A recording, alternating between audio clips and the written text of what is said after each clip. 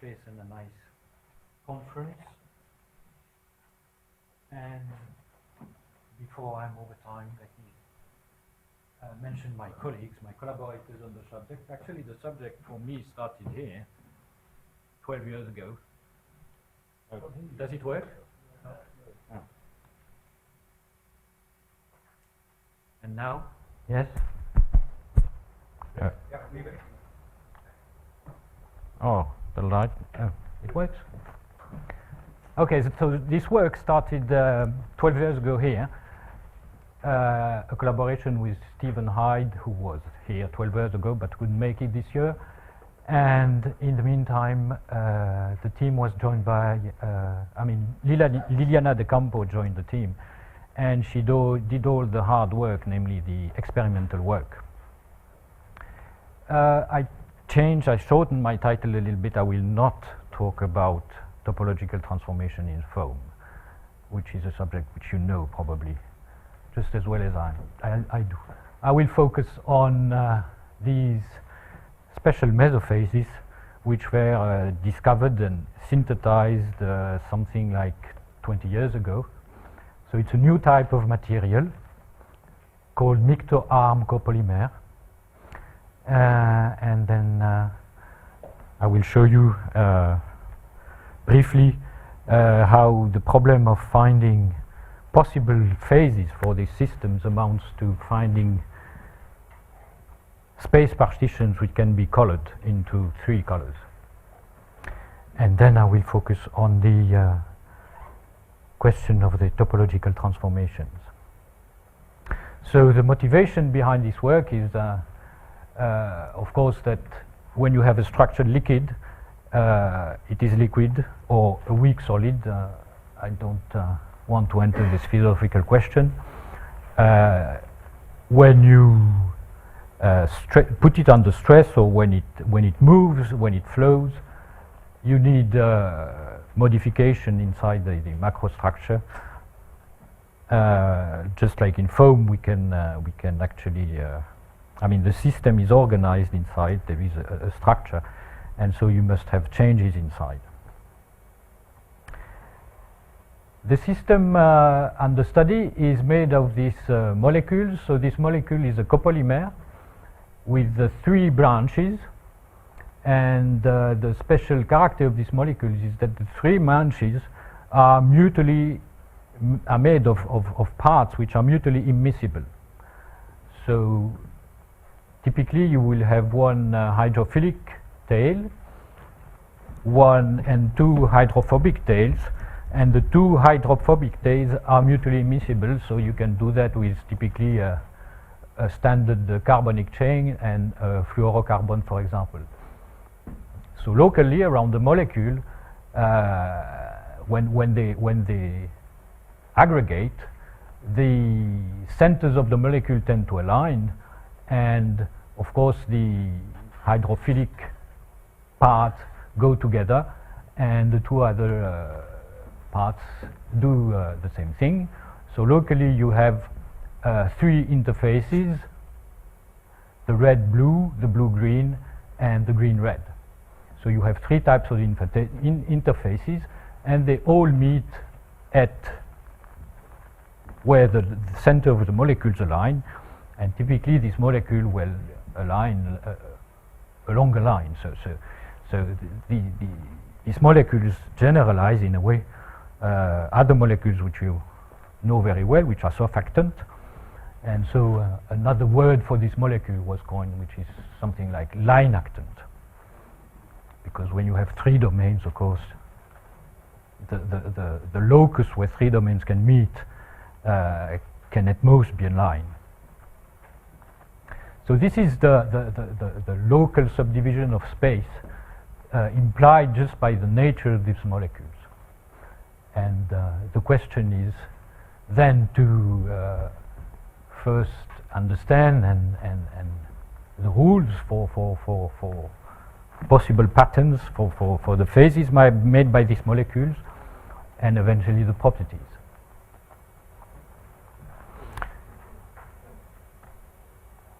So this molecule exists, so this is my only experimental slide to show you that they exist. So this is one of these molecules that was synthesized by Liliana. So you can analyze by standard method, X-ray, small angle X-ray analysis. And these are images under polarized light. And after hard work, you can eventually get to a model of the structure. And in this case, it turns out to be a hexagonal phase. Another source of inspiration or confirmation, if you have predictions, the Monte Carlo method or other types of simulations at the molecular scales. The first who did such a simulation was Dottera in 2002.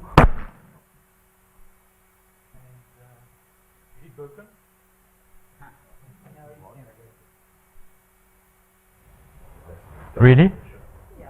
It's okay. And then Jakob Kinskerda, PhD student of Steve, did other Monte Carlo simulation. In these cases, the model is very simple.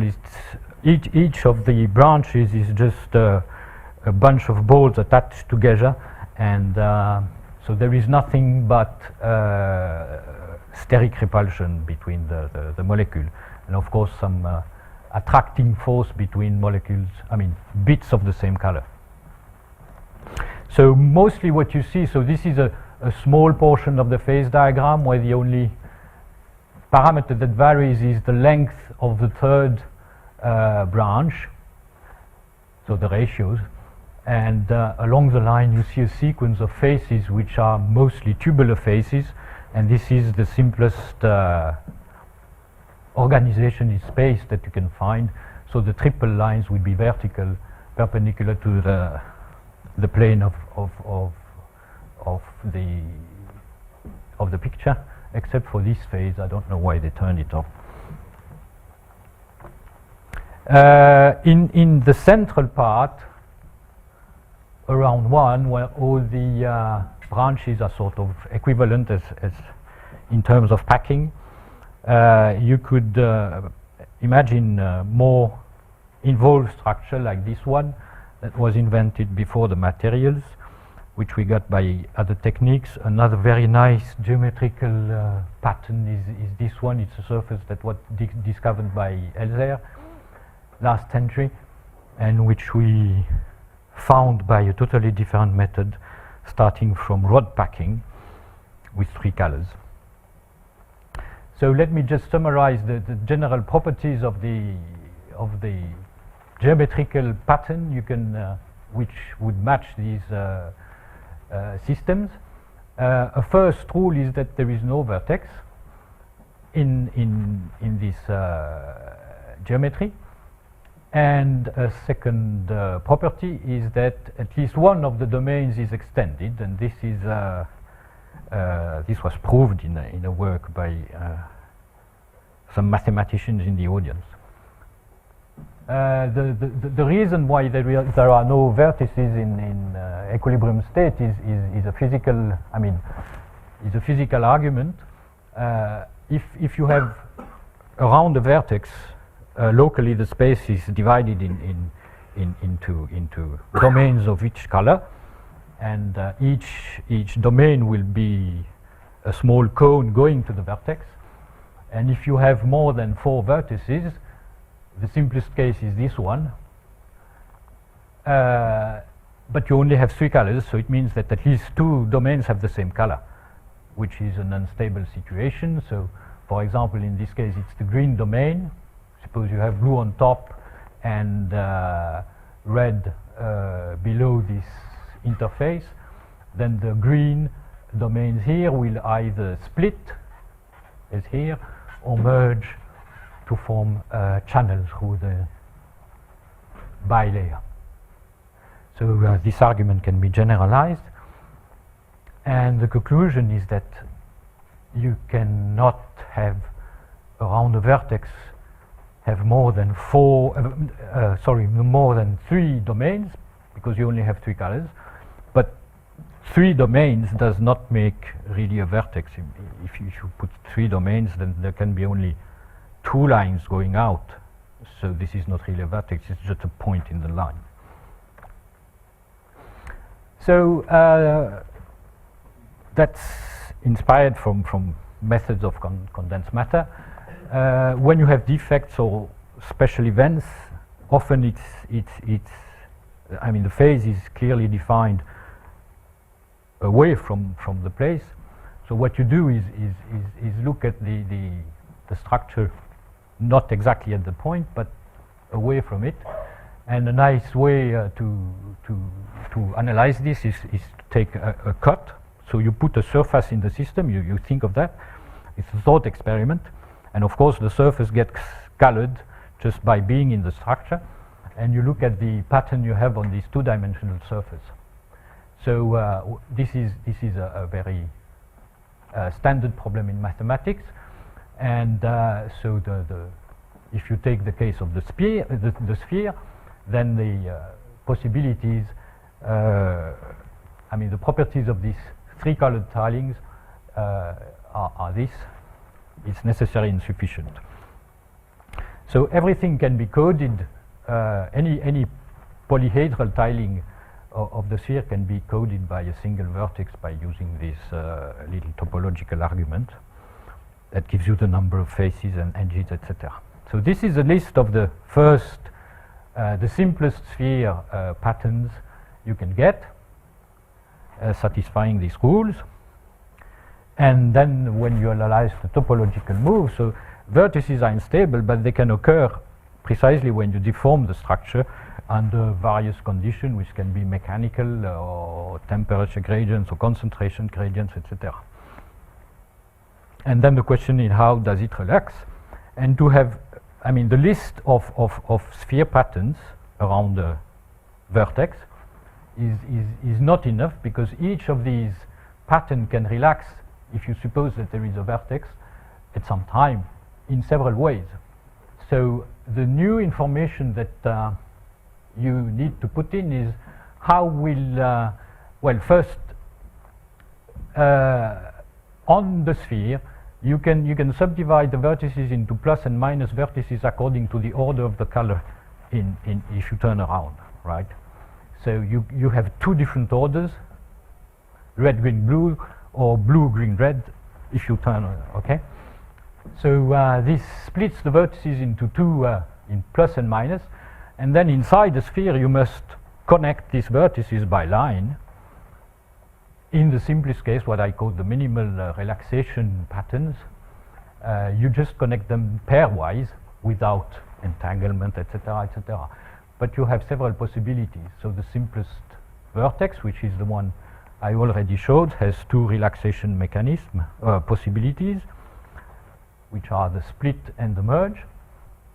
If you go to the next vertex, you have 2 geometrical inequivalent tilings of the sphere with k equals 3, but you have 3 possibilities, so for each case.